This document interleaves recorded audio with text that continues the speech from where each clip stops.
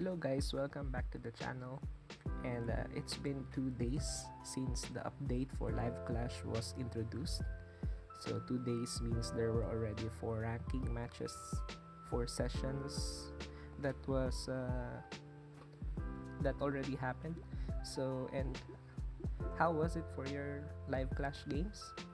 So were you able to win a lot? Have you gotten to the 200 plus ranks already? So in this video, I would like to show you some tips that I can recommend. But disclaimer guys, I am no way one of the top players or the top whales for the whole server, for all of the server. So if you can see here, for my battle record, I have an 80% win rate with that 2 days that we have, and I can say that I'm number 1 for our server, and for cross server I'm at number 78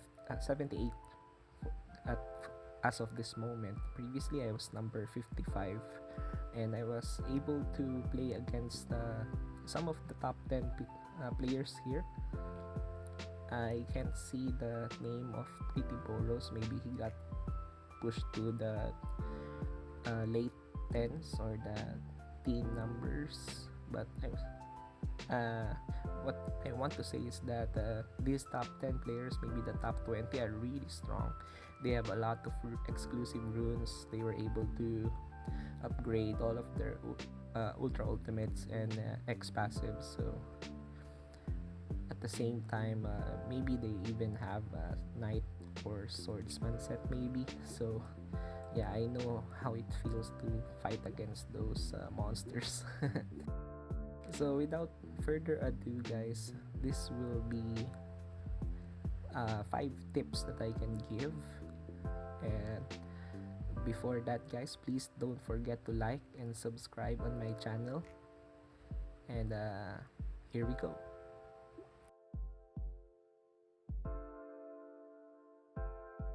Alright guys, so these are the 5 things that you need to know when you are playing Live Clash. So the first tip is to use the orange units or your SSR units as much as possible compared to your purple units or the SR units.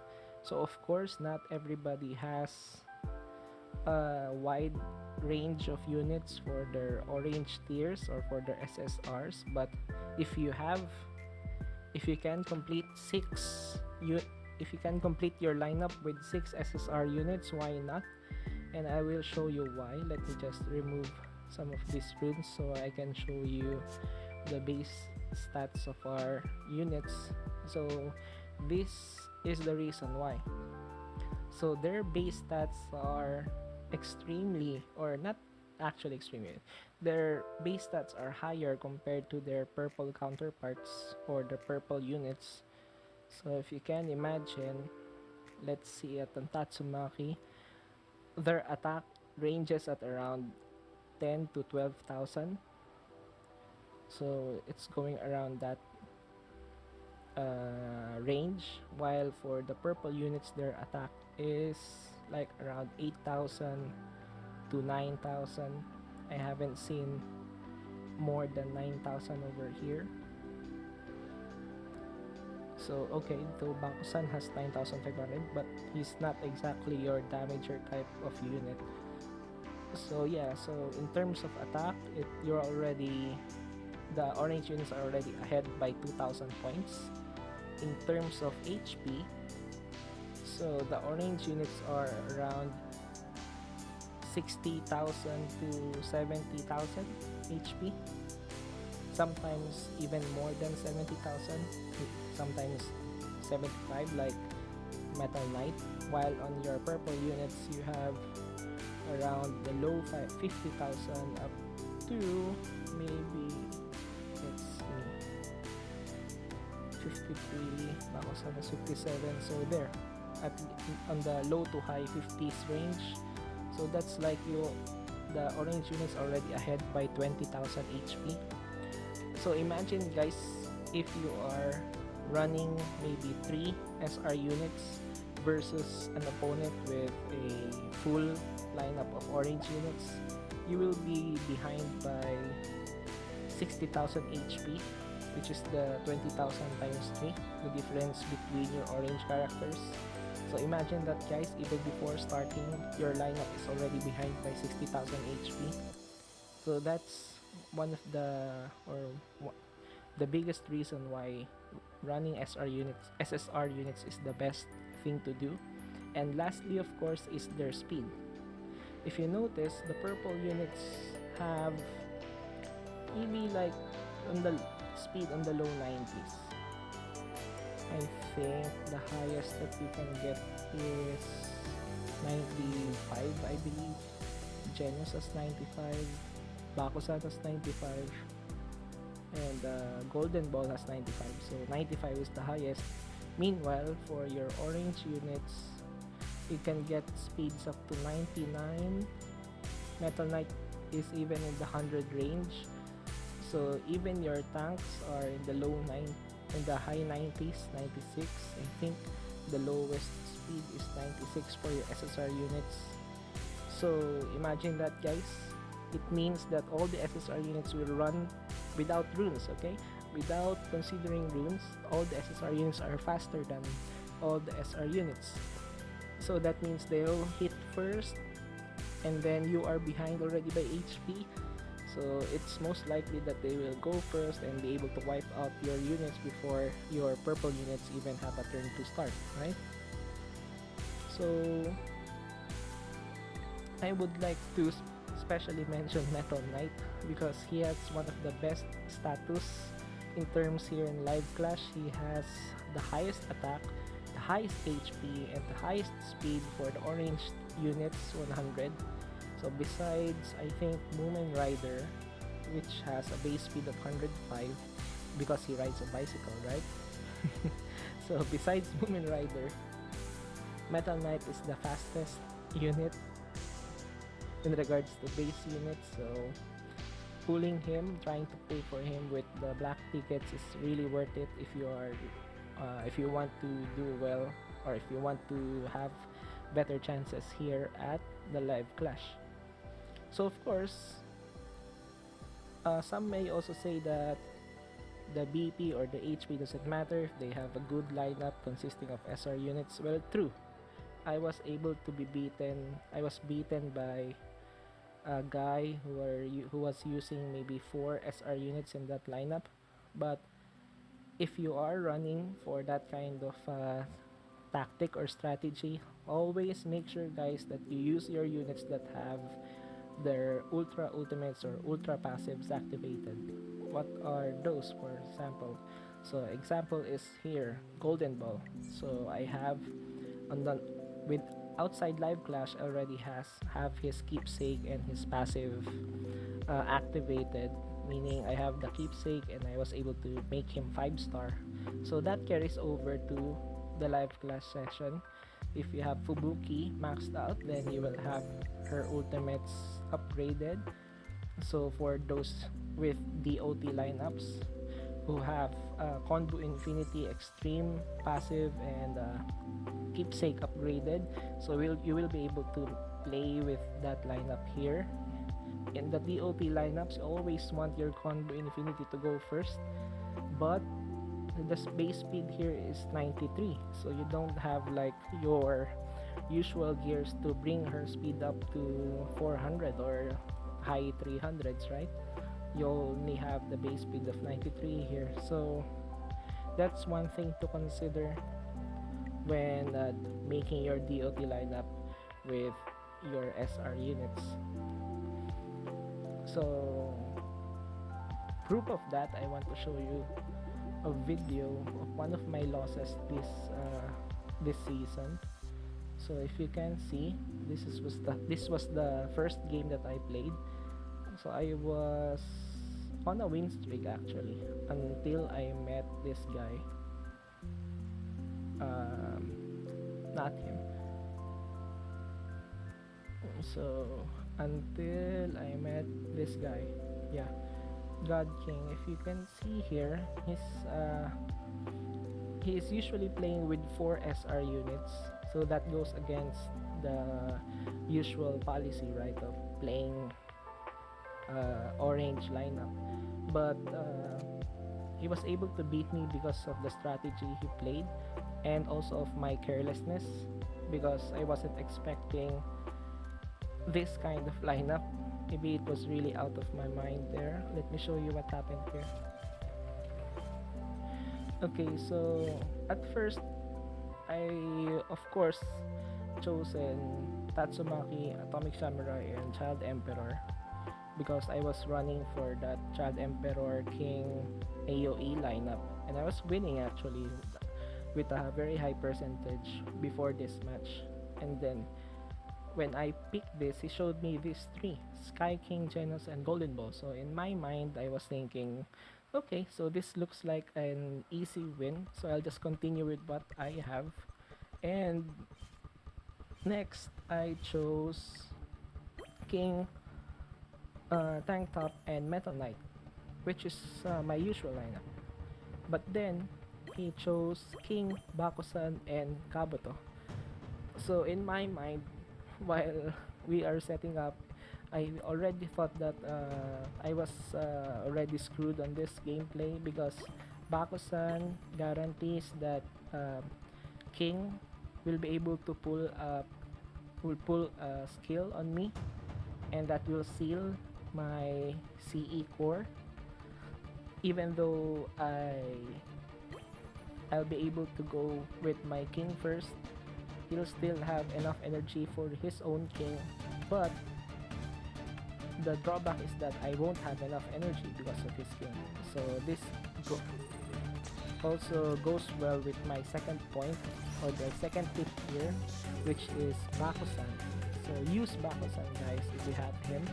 Get him if you can, because Bakusan is an S tier monster here, the live clash. So if you will notice here,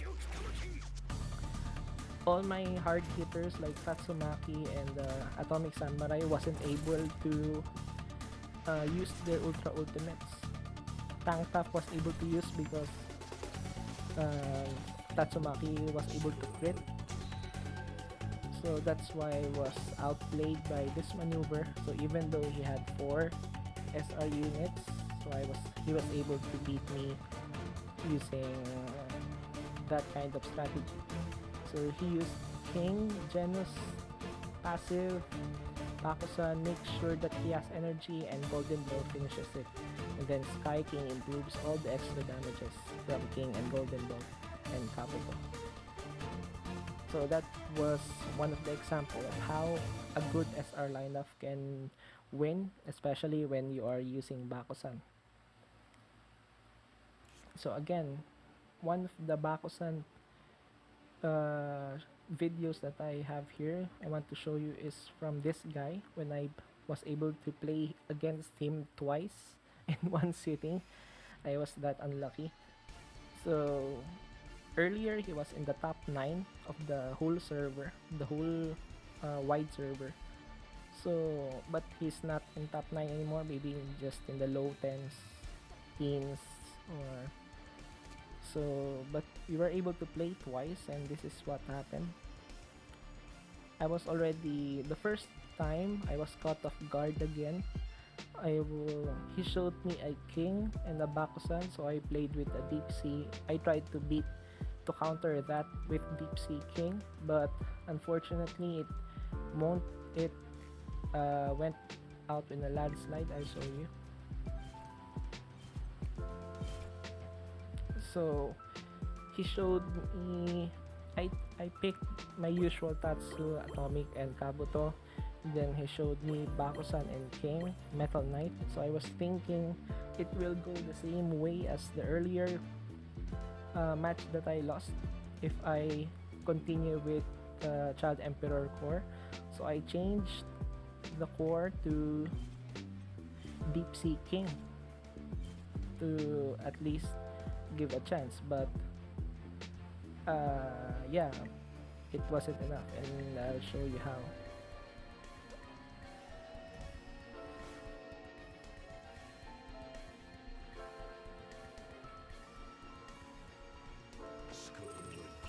this is why. Look at that. At Ultra Ultimate of King. At the same time, guys, I did not use the Child Emperor core because I hesitated. I used, and then also he had the Ultra Ultimate for Tatsumaki, so I think he also has a Knight or a Swordsman set in there. That's why it was able to wipe out all of my HP even though it was still in half. So on the same day, guys, I was able to play with him again. So if you can see here, I was able to play him twice and I lost twice to him. But on the second time, I did not use Deep Sea King. I opted with Bakuzan now. And I think this game was better than my previous game. But I'm just really disadvantaged because he has all those ultimates and extreme passives available. So yeah, I am running now the Bakuzan lineup, so that we both can limit our energy to two ultimates each. Okay, I go first, then he'll seal me. I opted to use Metal Knight's skill because to weaken one of his monsters like this. But he chose to use, of course, Tatsumaki's ultimate. Maybe in this match I should have used Tatsumaki's ultimate instead. But yeah, I think I should have used Tatsumaki instead. That king is really strong, the extreme the ultra ultimate of King, the improved ultimate. It healed him by a lot. Kabuto was really hard to kill also. So this is why I lost. Yeah, so that's twice that I lost to that guy, and twice showing how strong Bakuzan is. So between these two, that time when I used Bakuzan the match was a bit closer compared to the other match where I did not use him. So yeah, I can consider Bakuzan to be a meta monster here, maybe an S tier class.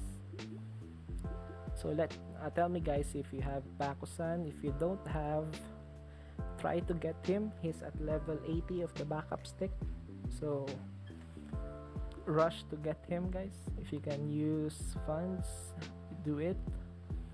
Okay, so let's go to number 3. Third tip is to use all the speed runes that you can get. So if you notice here, I already have the speed plus 36 from the backup stick, so it guarantees me at least that my king will go first, and then I just equip all the speed runes that I have to my other monsters like this. Even this speed plus 3 will matter, because if in case it falls down to your Tatsumaki versus his Tatsumaki, so of course they both have 99 base speed. So if you have speed plus 3, even speed plus 1 equipped, you will go faster than his Tatsumaki, so making you damage her first before you. So that might also affect the outcome of the game. So that might probably affect the outcome of the game. So if you may wonder, where do I get, or where can you get those speed runes? You can get an easy speed plus 3 rune here every day for 500 coins. You can buy one every day. So make sure, or I recommend for you to get at least one speed rune for each of your characters, for each of your units in your lineup, so at least they will be faster than the average guy who hasn't taken time to get this speed rune. So you can get coins by playing in the in the ranking matches. You can get 20 for each win. So even though you have finished up all your 15 games for the points, you can still get some coins. So here it says here, after completing 15 ranking matches, you may continue to match and earn all the other battle rewards except points. So that includes the gold. So shout out to Nagato for giving me a rough computation that on his 1 hour of playing ranking matches, he was able to earn or farm 500 gold, this kind of gold. So if you think about it, that 500 gold for 1 hour, and then you can play 2 hours of ranking matches per day, so that's 1000 gold. On 15 or maybe 15 to 20 days, you can farm gold to reach 15,000 gold and get this speed plus 30 rune, right? So yeah, you can save up if you are free to play, and also even if you are a paying player, you can also save up gold to get this speed rune. Number 4 tip. The next tip I have is about team runes. So for team runes, there are a lot of runes actually, and some people may be confused on which runes to put. So there are 5 tiers or 5 levels of runes. Of course, the higher level, the more stat points that it will give. So basically, just use quick inlay, guys, to let the system choose for you. And then the tip is to always make sure that each of the runes that was equipped will give you the bonuses that you need in your lineup. Because for example, it auto equipped me with a level 4 rune, which is def plus 110. However, for the same level of runes, I have a better rune. So I even have a defense, an improved version of that with a DOT plus 10, but the system did not equip that. Instead, it equipped the base form of that rune. So always make sure, guys, that the system gave you the best runes possible. I think it prioritizes the highest level of runes to equip on you, and then which rune comes up first on the list. So that's why it gave me a defense 110 instead of the improved version. So when you're doing your quick inlay, always make sure that the runes that you are equipped with will matter. For example, here the group damage resist rate,